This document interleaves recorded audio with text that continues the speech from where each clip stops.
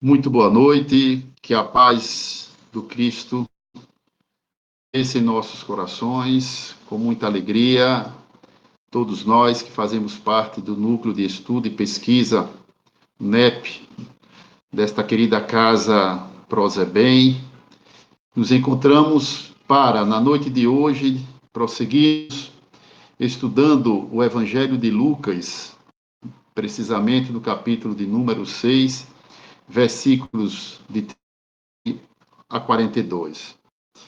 Esse capítulo que vem lá na sua parte introdutória, trazendo um conteúdo importantíssimo para a constituição do cristianismo, muito conhecido por todos nós como o Sermão do Monte.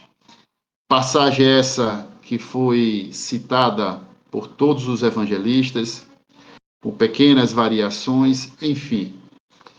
E dando também prosseguimento, na semana passada nós abordamos um tema de suma importância e que na noite de hoje ela será complementado, não julgar. Verdadeiramente não julgar, como nos afirmava o Chico Xavier, certo? E na perícope de hoje nós temos uma parábola e eu gostaria de mencionar um pouco, né, contextualizando essa ideia de parábolas.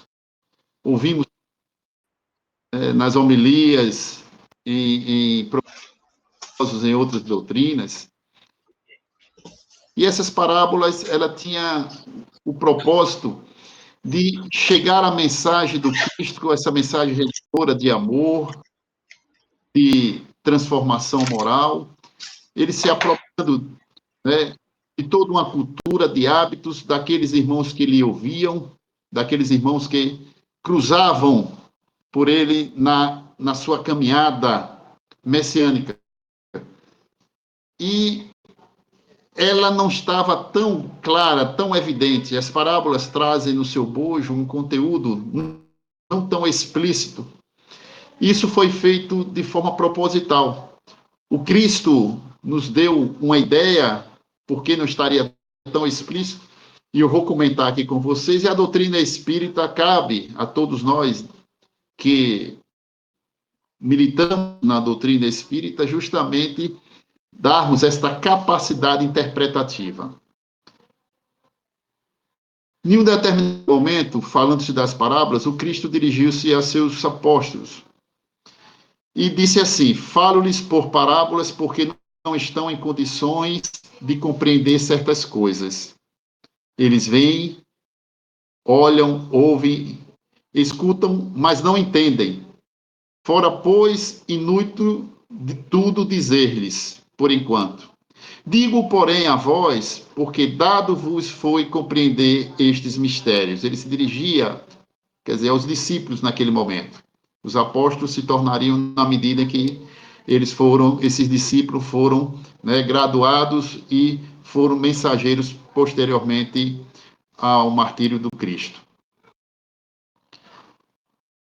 Procedia, portanto, com o povo, os que lhe ouviam, como se faz com crianças cujas ideias ainda não se desenvolveram. Todo ensinamento deve ser proporcionado à inteligência daquele a quem se quer instruir. Porquanto há pessoas a quem uma luz por demais viva deslumbraria sem esclarecer. Jesus está com a razão quando nos diz que nada há secreto que não se venha a ser conhecido e tudo que se acha oculto será descoberto através deste conhecimento transmitido, mas não só o conhecimento, mas acima de tudo o entendimento. Entretanto, mesmo com os apóstolos posteriores, conservou-se impreciso acerca de muitos pontos, cuja completa inteligência ficava reservada a posteriores tempos. Foram esses pontos que deram ensejo a tão diversas interpretações, até que a ciência, de um lado, e o espiritismo, de outro revelassem as novas leis da natureza que lhes tornarão perceptível o verdadeiro sentido. O Espiritismo hoje projeta luz sobre uma imensidade de pontos obscuros. Não a lança, porém, inconsideravelmente. Com admirável conduz os espíritos ao darem as suas instruções. E por que eu fiz questão, nessa parte introdutória, de fazer essas observações? Porque a partir do momento em que nós agora vamos ler a parábola, né, que faz esse estudo, os textos que eu irei trazer, eles estão envolvidos por uma análise cristã, pautada no Evangelho, no texto do próprio Evangelho, mas revestido de um entendimento que permeia o que nos esclarece a doutrina espírita. Ok? Sem querer desmerecer nenhuma outra doutrina. Porém, sempre nos pautamos, e aí eu deixo isso claro para os que estão a nos escutar, que a fé raciocinada que tanto divulgamos para os irmãos, qualquer que seja o grau de conhecimento, é fundamental. Olhando aqui para uma Bíblia, e esta belíssima ferramenta, ela é utilizada em diversas casas de orações. Porém, o entendimento deixa uma série de dúvidas, principalmente quando se impunha a bandeira do materialismo. Nós espíritas não abrimos mão do materialismo porque faz parte de nossa realidade. Nós espíritas conduzimos para o entendimento, principalmente no que tange o entendimento pós a nossa passagem para o mundo espiritual. Nos diz o versículo de número 39 do capítulo 6 de Lucas. Disse-lhes ainda uma parábola. Pode acaso um cego guiar outro cego? Não cairão ambos num buraco? Não existe discípulo superior ao mestre. Todo discípulo perfeito deverá ser como o mestre, na medida em que vamos evoluindo e vamos absorvendo e compreendendo e nos aproximando desta perfeição. Mas o que é que nos traz a doutrina espírita a respeito da parábola? Que no primeiro momento é de uma simplicidade, um cego carregar um outro cego. Não consigo entender, poderíamos pensar. Se ficarmos dentro de uma visão materialista, aí é que a coisa se complica, porque não dá para tentar extrair o ensinamento. Todos os irmãos que utilizam esta ferramenta, a Bíblia, vão dar o seu entendimento através da teologia. Mas quando nós incorporamos conhecimento como a reencarnação, livre-arbítrio, a imortalidade da alma, faz total diferença interpretativa. Há cegos do corpo e cegos do espírito. E se é horrível a cegueira do corpo, 1000 vezes pior é a do espírito. Entretanto, bem difícil ou quase impossível é encontrar-se um cego a guiar outro cego, fisicamente falando. Ao passo que, no que se refere às coisas do espírito, vemos por toda parte cegos que guiam cegos. Imagine-se agora, entre parênteses, um cego de espírito caminhando sozinho, um materialista, ao chegar ao mundo espiritual. Poderá ele caminhar? Este homem não procurou estudar o mundo espiritual, nem sequer acreditava na outra vida. Ignora a significação das palavras imortalidade da alma, reencarnação, livre-arbítrio, reforma íntima e tantos outros conceitos que não teve acesso do conhecimento. Se teve, não se aprofundou.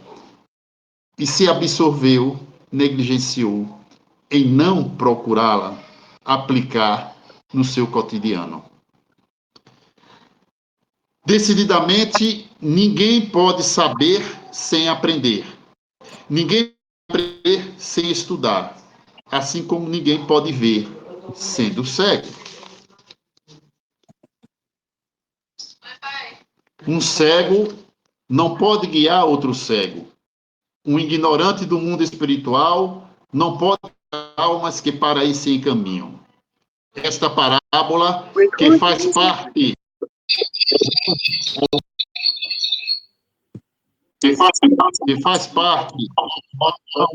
do sacerdócio hebreu, pode referir-se hoje a um sacerdócio romano, protestante, assim como aos materialistas saduceus que tudo negam. Prosseguindo no nosso estudo, verificamos, e lendo aqui o versículo de número 41, por que olhas o cisco no olho do teu irmão e não percebes a trave que há no teu? Como pode dizer a teu irmão, irmão, deixa-me tirar o cisco do teu olho, quando não vês a trave em teu próprio olho? Hipócritas, tira primeiro a trave do teu olho e então verás bem para tirar o cisco do olho do teu irmão. A doutrina espírita nos diz assim: cada um de nós age de acordo com a sua inteligência e com o grau de adiantamento a que chegou, e principalmente segundo o momento em que se encontra. Portanto, a inteligência, o grau de adiantamento espiritual e a circunstância em que se encontram são os fatores que levam a pessoa a agir, qualquer um de nós. Mais tarde, ao se impor a análise do ato praticado, verificará que, e se tiver boa vontade, humildade, corrigirá o erro. E se formos, agravaremos a situação penosa, maldosa. Se formos maldosos, agravaremos a situação penosa contra o irmão que errou, dificultando por conseguinte, a sua recuperação. Isso nos leva, caríssimos irmãos, a uma reflexão. Disposição de todos nós é reconhecermos facilmente o erro dos outros, mas não termos nenhuma inclinação para reconhecer os nossos próprios erros. O orgulho sobre a forma do permite que percebamos as imperfeições de nossa alma. Assim como vemos as imperfeições do outro, do mesmo modo os outros veem as nossas, naturalmente. O amor próprio embaraça muito o nosso processo espiritual. E se o orgulho encobre nossos defeitos, a humildade faz-se descobrir a nós próprios.